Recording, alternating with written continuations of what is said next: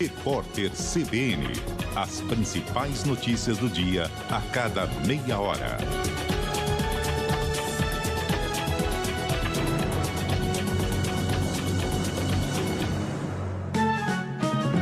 Viva Voz, com Vera Magalhães.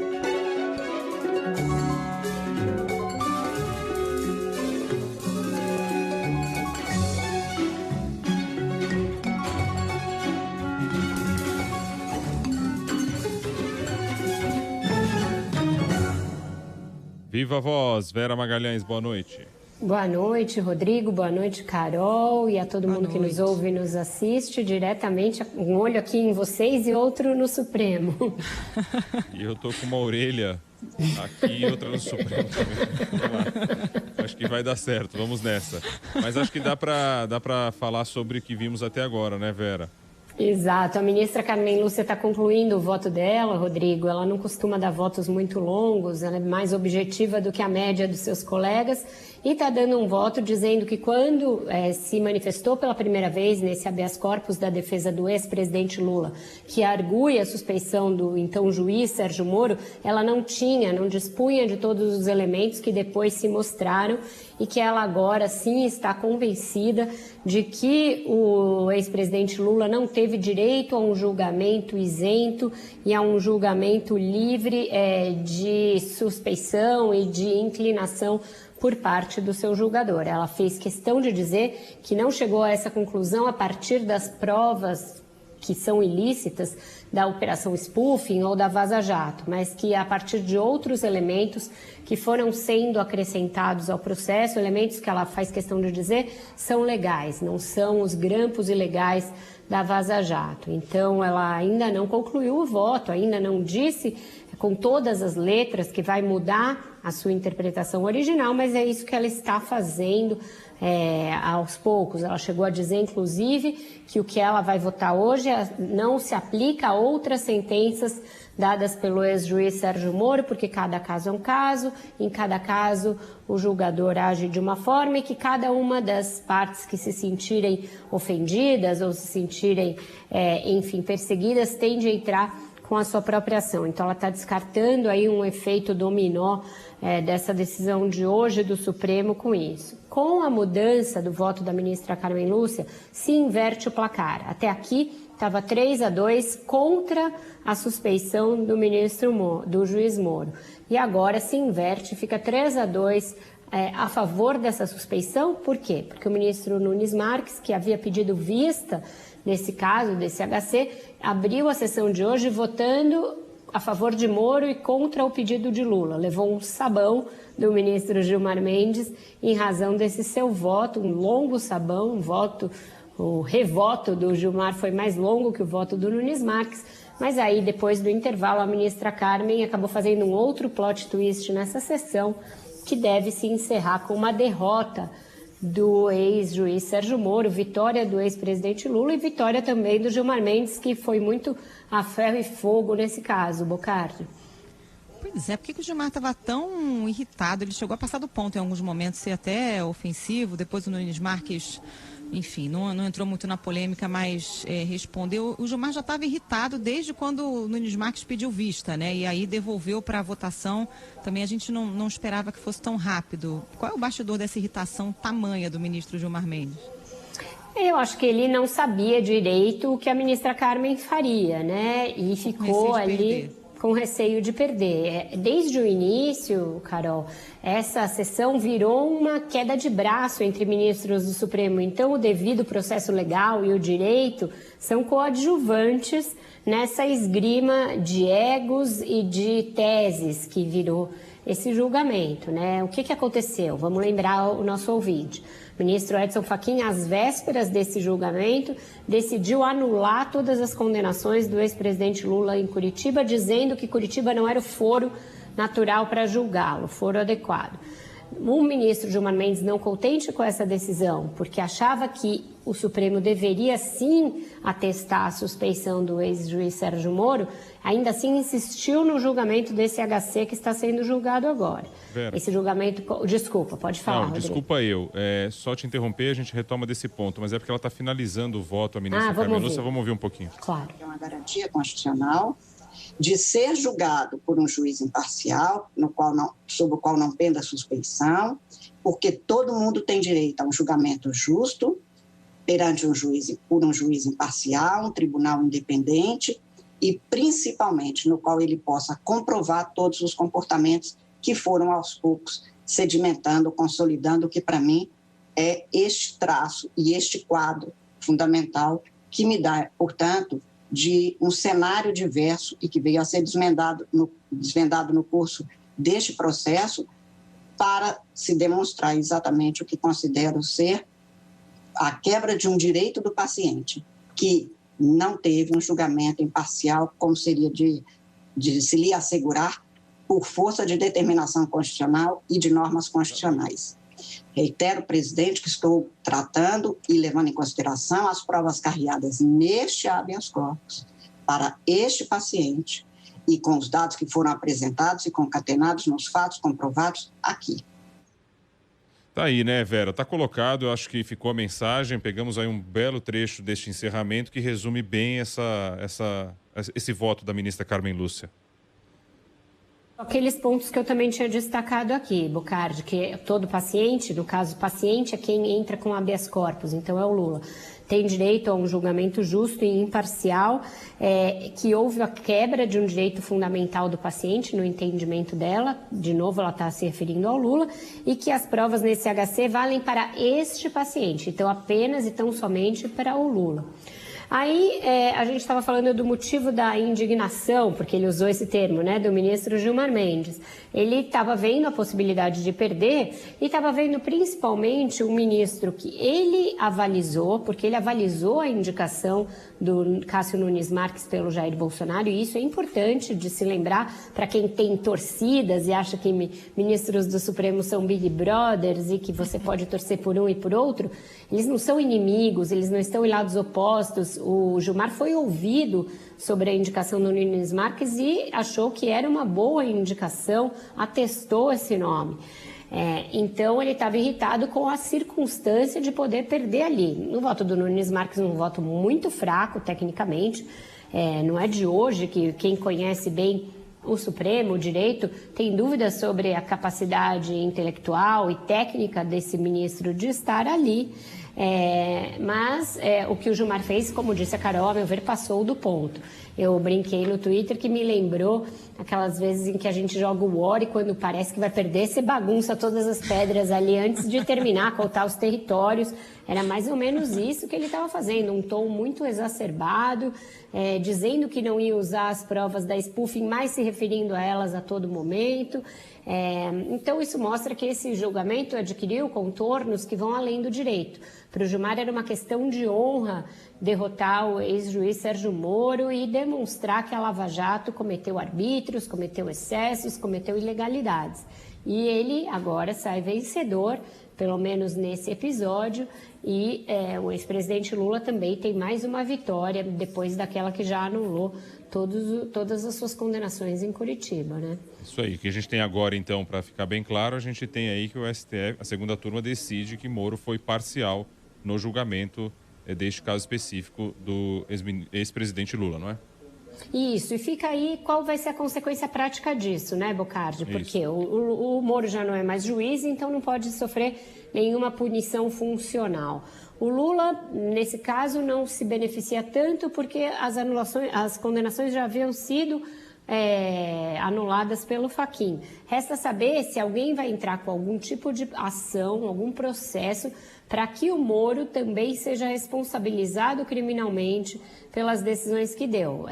A torcida do ex-presidente Lula, os apoiadores dele, estão indo nessa linha, que o Moro não pode ficar impune, que ele tem que ser preso. Então, eles querem inverter as coisas para que o Moro sofra alguma punição no campo criminal. Duvido um pouco que se vá avançar por aí. Eu acho que a questão de honra do Gilmar já foi saciada.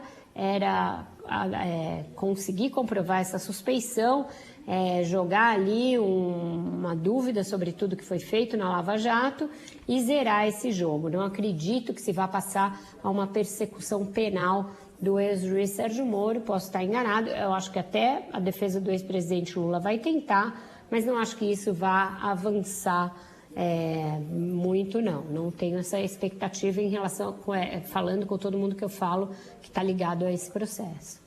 O ministro Fachin também pediu para falar de novo, está falando nesse momento. Imagino que ele vai tentar manter o que for possível, né, Vera? Porque ele foi derrotado, né? Ele anulou os processos para tentar evitar isso que aconteceu hoje, a suspeição do Sérgio Moro.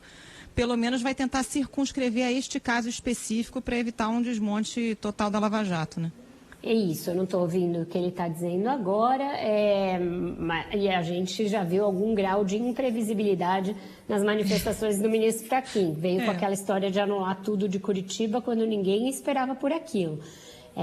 Então, agora eu não sei o que ele pode falar, eu acho que sim, você tem razão, embora, como se trata de um habeas corpus, e um habeas corpus da defesa do Lula, esteja muito claro que neste caso se restringe a essa operação. Eu imagino que o ministro Fachin pode querer, Carol, questionar ainda a coisa do uso das gravações da Vaza Jato, que o Supremo decida o que fazer com isso, se isso vai ser usado como prova ou não, se isso de agora em diante vai embasar outros julgamentos, porque afinal de contas é uma prova ilegal, obtida a partir de um hackeamento em série de pessoas. Todo mundo se desviou dessa questão no seu voto. A mim não convence essa história de, olha, eu não estou me baseando nesses áudios. Mentira. Se não houvesse esse hackeamento, se não houvesse esses áudios, provavelmente a ministra Carmen Lúcia não mudaria o voto dela e mesmo o ministro Gilmar e o ministro Lewandowski não seriam tão eloquentes, tão incisivos e tão raivosos em alguns momentos se não tivessem ouvido o que ouviram naqueles áudios. Então, dizer que eles não foram usados é uma falsa questão, é uma meia-verdade. Eles estão permeando todas as considerações desse julgamento. Eu acredito que o ministro Edson Fachin vai querer colocar para os seus pares o que fazer com essas gravações, que afinal de contas são ilegais. Afinal, o Supremo está acolhendo essas provas ou ele está só usando para ilustrar e fingindo que elas não existem, que é uma situação meio surrealista para quem fala com tanto afinco em devido processo legal, você usar provas ilícitas, né? É exatamente isso que ele está fazendo. Ele está dizendo que para ele continua tudo igual, o que ele está debatendo, o que vale para ele é o que está na petição inicial, o que foi colocado lá atrás, não levando em consideração esses áudios todos, como você se referiu. Estou ouvindo aqui essa palavra do Edson Fachin neste momento, mas ainda sem nenhum indicativo para onde que ele vai levar. Por enquanto só está marcando o território do seu voto. Boa. Reiterando, portanto, seu voto que é um voto vencido, né? Ficaram ele e o Nunes Marques de um lado, de outro lado Gilmar Mendes, Ricardo Lewandowski e Carmen Lúcia, que virou o voto. Vamos trazer rapidamente a Isa Staciarini para a conversa, porque ela está acompanhando e pode ter algo mais que a gente acabou perdendo aqui no meio da nossa conversa. Diga, Isa, por favor. Oi, Bocardi. Olha, a ministra Carmen Lúcia mudou seu entendimento e votou pela suspeição do ex-juiz Sérgio Moro nos processos envolvendo o ex-presidente Lula na Operação Lava Jato. Com isso, foram 3 votos a 2 por declarar Moro suspeito. Os únicos que divergiram foram os ministros Nunes Marques e o relator da Operação Lava Jato no Supremo Tribunal Federal, Edson Fachin, que pediu a palavra, mas só está reforçando o seu voto e disse que os fatos foram delimitados na época na petição inicial. Carmen Lúcia considerou que o processo de habeas corpus tem sido admitido nos casos em que os réus sofrem. Ela lembrou que em 2018 acompanhou Edson Fachin para votar a favor de Moro, mas que fatos novos surgiram em 2019 com a divulgação das mensagens obtidas em âmbito da Operação Spoofing. Carmen Lúcia disse que todo mundo tem direito a um julgamento justo diante de um juiz imparcial. Vamos ouvi-la. Todo ser humano tem direito, em plena igualdade, a uma justa e pública audiência por parte de um tribunal independente e imparcial. E é isso que faz com que as pessoas se submetam ao direito e ao Poder Judiciário, ao Estado juiz, e não resolva praticar atos de vingança, que seria a barbárie, seria o retorno por não acreditar no Judiciário. todo mundo tem o direito de imaginar-se e acreditar-se julgado, processado, investigado por uma contingência do Estado e não por um voluntarismo de um determinado juiz ou de um tribunal. Carmen Lúcia frisou que o combate à corrupção é importante, mas que tem de ter apreço pela ética. E ela lembrou que não está julgando a operação em si, mas apenas este caso em relação ao ex-presidente Lula, em que, para Carmen Lúcia, houve comportamentos inadequados e parcialidade do ex-juiz Sérgio Moro. Mas a ministra considerou que a suspeição, Bocardi, só se refere apenas à condição e ao paciente ex-presidente Lula. Bocardi. Ok, Isa Staciarini, muito obrigado. Qualquer outra novidade, é só chamar aqui. Boa noite, por enquanto. Vera, Carol, não sei se esse assunto a gente vai acompanhando um pouquinho de lado e debatemos outros importantes aí do dia. Enfim, saiu a posse do Ministério da Saúde, do Ministro da Saúde, Vera?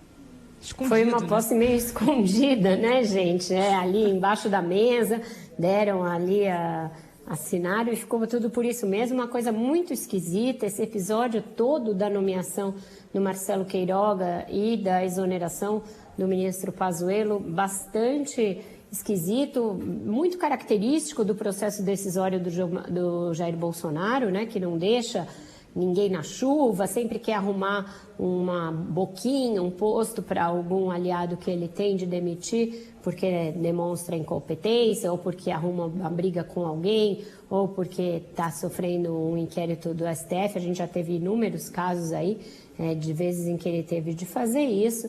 E agora o ministro Pazuello provavelmente vai ser nomeado aí para cuidar das parcerias público-privadas, algo que o ministro Paulo Guedes não queria de jeito nenhum.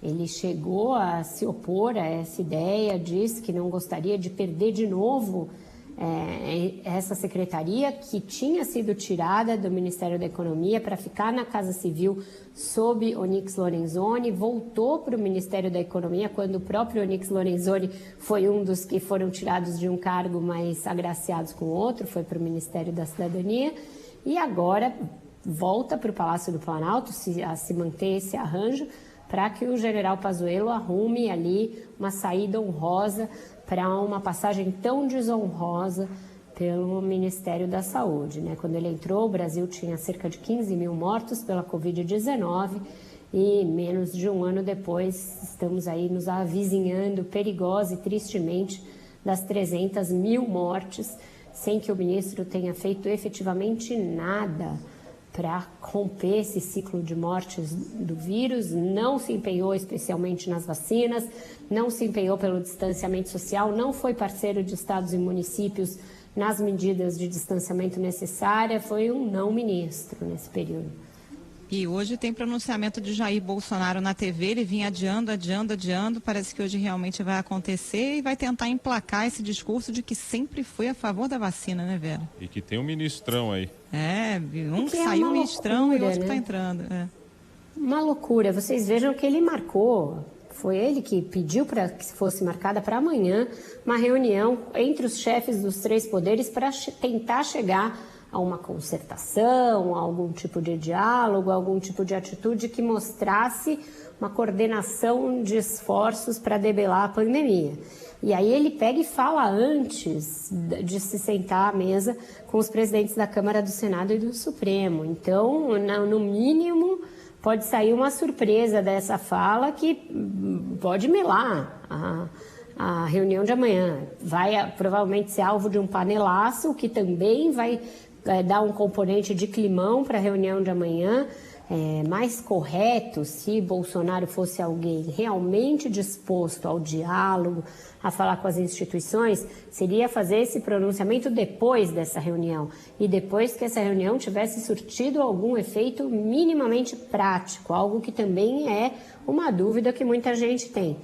Se o Bolsonaro for para a TV hoje para reafirmar as suas falas em relação à pandemia, a maioria das quais negacionistas, e tentar fazer uma virada de discurso, mentir a respeito do que ele efetivamente atrapalhou a vacinação, a reunião já vai chegar eivada de dúvidas quanto à disposição real do presidente ao diálogo. É óbvio que a imprensa, que mesmo os perfis que produzem memes nas redes sociais vão desmentir a fala de Bolsonaro. Ele forneceu ao longo desses meses todos um arsenal vasto de vezes em que ele duvidou da vacina, de que ele evitou a compra da vacina, disse que no governo dele não se compraria vacina chinesa, não comprou a vacina da Pfizer, enfim, tem material para todo o gosto. Chegar no Ano de Amanhã com um panelaço, mentiras ditas pelo presidente em rede nacional ou reafirmação de negacionismo, não é um bom começo para uma reunião que se tente avançar em algum tipo de diálogo, né? Agora, me tira uma dúvida, por que esse pronunciamento às 8h30 em cadeia de rádio e TV, sendo que, na opinião dele, a TV não, as pessoas não se informam pela TV, as pessoas se informam pelas redes sociais dele. Por que ele quer ir tanto para a TV neste horário, 8h30 da noite? Me explica como é que é isso, porque eu estou meio atrapalhado. Rodrigo, você veja que isso daí era um discurso da campanha que caiu por terra tão logo ele venceu, né? A TV Lula virou TV Bolsonaro em um estalar de dedos. Não precisou muito, encheu a EBC de militares, manteve a Voz do Brasil. Não será a primeira vez que usará uma rede nacional de rádio e televisão. Então todo mundo é contra o arsenal público ali de comunicação até poder se apoderar de né? Então Bolsonaro já se apoderou de continua fazendo a sua comunicação alternativa pelas redes sociais, mas usa esses instrumentos de Estado e usa inclusive a SECOM, a Secretaria de Comunicação do Governo, para fazer esse proselitismo político e essa narrativa segundo a qual ele nunca foi contra a vacina. A SECOM chegou ao ponto de adulterar tweets do presidente da República de março do ano passado, em que ele citava o ministro Mandetta para apagar o Mandetta da foto, como o Stalin fazia na União Soviética com os seus adversários. Hoje tem lá em prints nas redes sociais tweets em que Bolsonaro fala de vacina, cujo objetivo é mostrar que ele sempre trabalhou pela vacina, mas que apagaram o nome do Mandetta do tweet para não deixar vestígios de alguém que hoje é um adversário do Bolsonaro. Então, qualquer incoerência, qualquer mudança radical é puro bolsonarismo. Diz porque para você tomar um risco de ter um panelaço, para que tomar esse risco? É tão eficiente as suas próprias redes que recorra a ela.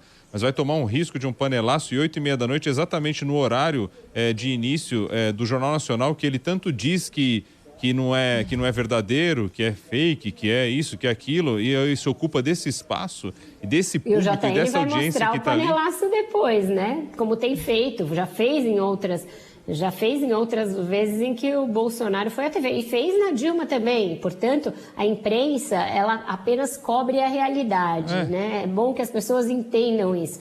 Panelaços existem contra diferentes presidentes. Os presidentes usam a rede nacional para falar e a imprensa cobre as duas coisas. Assim como registra cada voto do Supremo Tribunal Federal hoje em detalhes. Exatamente. Então, o Bolsonaro vai correr esse risco.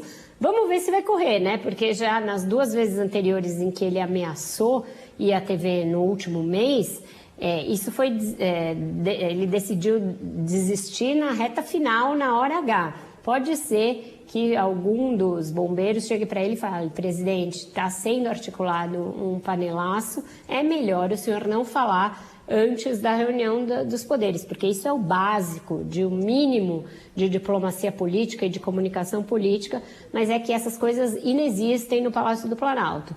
Os assessores do Bolsonaro têm medo de falar qualquer coisa para ele, agem puramente como acólitos, aqueles que apenas dizem sim para tudo que Vossa Majestade decide, e tem medo dos arroubos, dos acessos de fúria do presidente, então não falam nada para ele.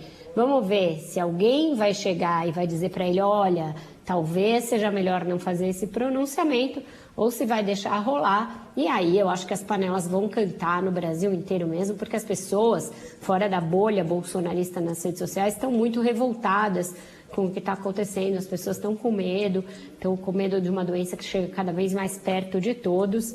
E eu acho que a coisa vai esquentar mesmo, Até Rodrigo. porque, antes desse horário, ainda vai chegar o balanço das mortes e vai ser um número maior do que todos já visto. O número de São Paulo já é um número muito ruim do que foi divulgado.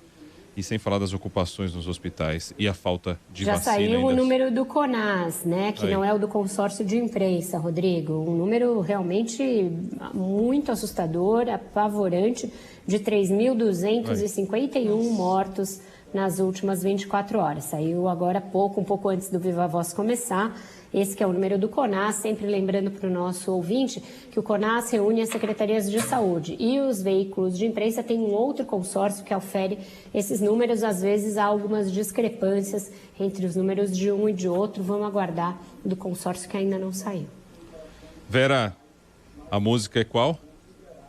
Carol Moran que escolheu hoje, hein? Então eu não vou ser acusada de parcialidade porque a música chama Roda Viva, mas Olha a aí, escolha foi de Carol Moran. A roda tá viva, Que a voz tá viva, tá tudo vivo, isso que é bom, vamos Tá lá. tudo vivo e o voto da ministra tá vivo e tá rodando. Então, em função disso, da virada no voto da ministra Roda Viva, da ministra Carmen Lúcia, a Carol escolheu essa música do Chico Buarque. Mas eis que chega a roda viva e carrega o destino pra lá.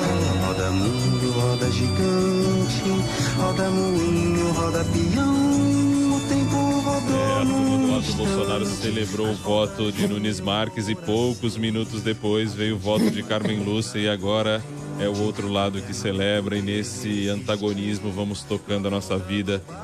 Agradecendo a Vera Magalhães, acompanhando a fala do Fachin, deixando todo mundo bem atualizado e logo mais também trazendo um pouco desse balanço, como é que fica a situação do ex-presidente Lula diante da suspensão das condenações e a ida para Brasília e também a decisão agora da segunda turma com relação à suspeição do Moro. Vera, obrigado, viu? Até amanhã, queridos. Valeu. Até. Vamos pro intervalo, 6h28 agora. O tempo rodou num instante nas voltas do meu coração.